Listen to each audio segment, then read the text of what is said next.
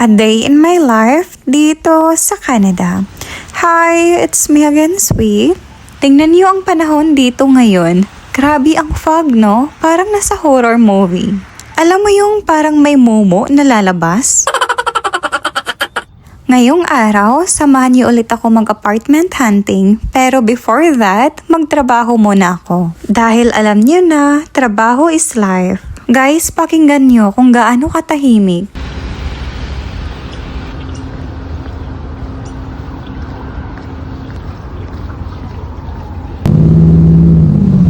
So finally, tapos na nga tayong nagtrabaho. So ngayon, papunta na ako doon sa ating apartment hunting. So ang location ng ating apartment viewing ngayon is nandito siya banda sa North York Center Station. At nandito na nga tayo sa loob and ito yung washroom area. So okay lang siya, maganda naman dahil merong bathtub. So studio type nga pala ang apartment na to kaya walang bedroom. At unfurnished din kaya need mo pa mag-provide ng mga sarili mong gamit. So punta naman tayo dito sa kusina. Cute siya, malinis at organized and merong parang door sa gilid, parang pa-open-open na style. Kaso ang bet ko talaga na kitchen is yung merong island. At ngayon, tingnan natin ang view sa labas. Ayan, di ko ma-open. Finally, and yeah, let's see. So, merong balcony at ito yung view. So far, maganda naman. Ano sa tingin nyo?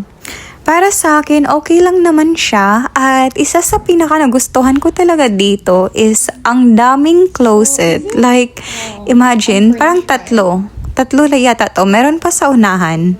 Isa talaga sa pinaka gusto ko is yung maraming closet dahil ang dami kong damit at hindi ko na alam kung saan ilalagay. At meron pa nga dito. Diba? Ang daming paglalagyan ng ating mga anik-anik sa buhay. Dito, literal na may paglalagyan talaga ang ating kaartihan. Tingnan nyo, meron pang walk-in closet. So, ang apartment na to pala is $1640. So, mas mura siya kesa yung una na tiningnan natin. Anyways, para sa akin, okay lang siya kaso medyo madilim.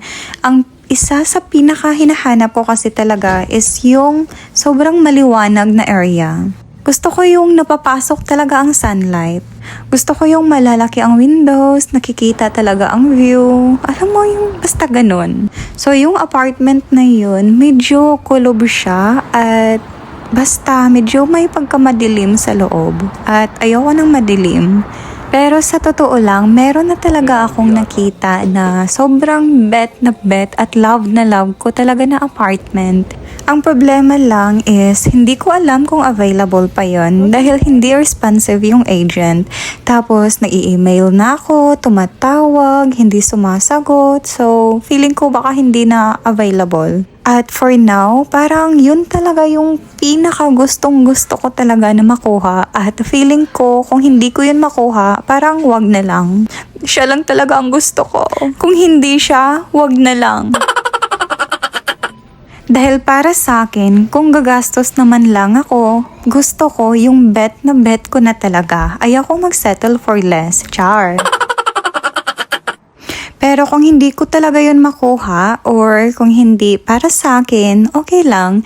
Maghahanap na lang ako ng room lang or basement.